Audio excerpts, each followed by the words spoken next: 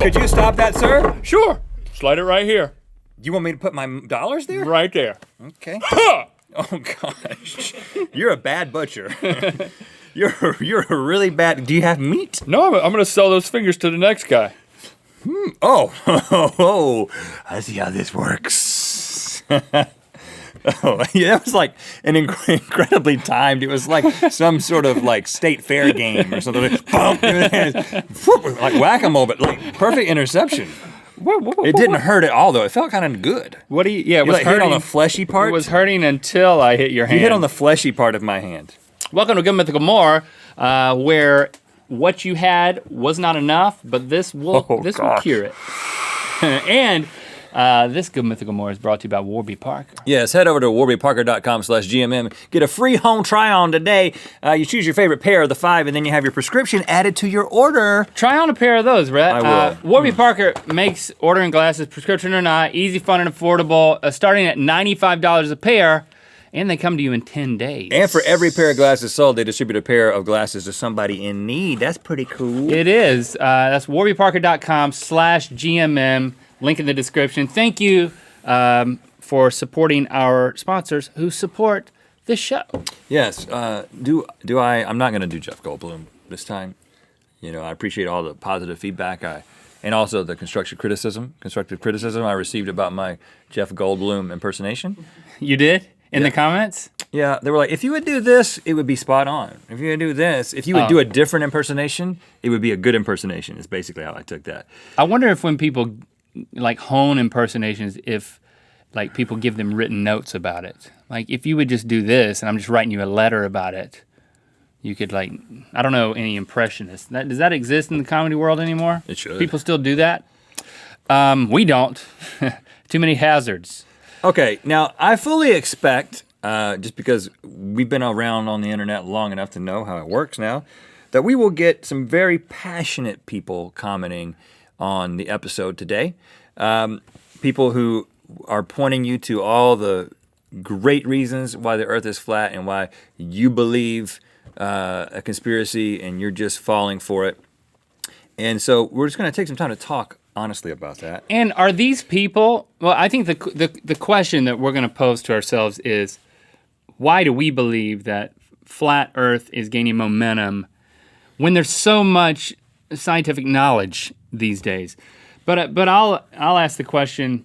Excuse me. First off, excuse you, Link. If Eric Dubay, is it his documentary? I mean, just because you have a documentary on YouTube, which you know what? I didn't watch it. I didn't want to watch it because Link, you're not informed. So in one sense, I'm not informed. If I watched it, Kevin, you've watched some of it, right? Mm-hmm. And did it sway you? Because I didn't watch it because there's no way it could sway me. Unless you tell me it swayed you a little bit. No, I mean, they make interesting points, but... Like entertaining points? No, listen, it's compelling. I haven't watched it. It is compelling. But I'm going to tell you right now, the average person, just like we said in the episode, the average person, if you just are born one day and you just wake up and you just like live on an island somewhere, you're going to believe that the earth is flat, right? It isn't like we know that the earth is flat from just everyday observations. I mean, maybe if you take a plane or you go up in a balloon or whatever, but just the average person, you're just like, my experience is the earth is flat. It took people with sophisticated scientific minds to begin to understand and to piece this together. And of course, it's been confirmed time and time again.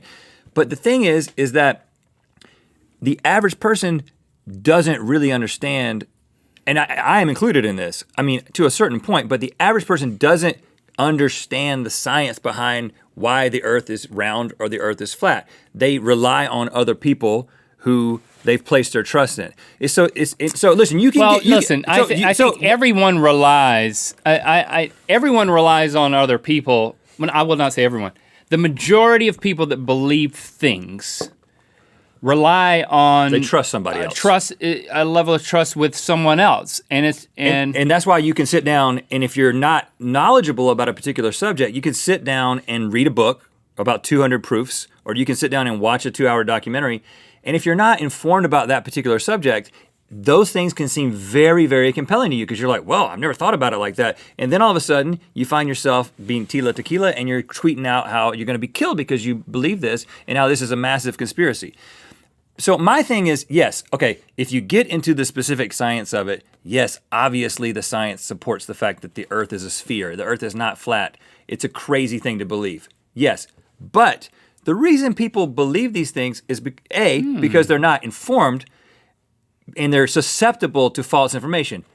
Almost everyone is susceptible to false information. But the second big reason why somebody like me or you, who we're also trusting the scientists, I believe that NASA's telling the truth. I have lots of reasons that I believe that to be true.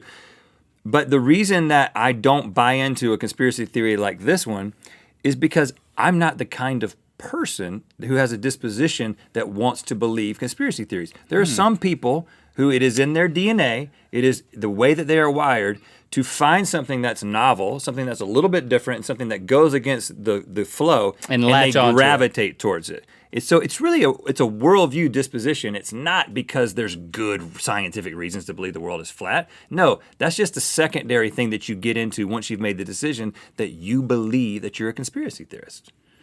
It's a disposition. It's a way of seeing the world. I wonder. That's my theory. So you like say DNA. See, I wonder if there's also this it's thing environment like too. Being lied to. If it's not just this is your chemical makeup or your genetic makeup, but there's also you've been burned. Like I try to think of things that have been proven to be a hoax, and then they come back. But a lot of people believed it beforehand. It's like, oh, I'm not making that mistake again. I'm not trusting the establishment. Well, I have an example and a really interesting study that was done. Okay, so I'm not saying that conspiracies don't exist. Okay, so you know the NSA surveillance program called PRISM that Edward Snowden was responsible for exposing, right? So that was something that the government would have said didn't exist. They weren't willing to say that it existed, but then an insider, came out and exposed it, and turns out, no, this was an illegal surveillance program, and he thought that the government should be held accountable for it. Here's the interesting thing. There's a guy, I'm not sure we can link to this it's Dr. Grime. He's a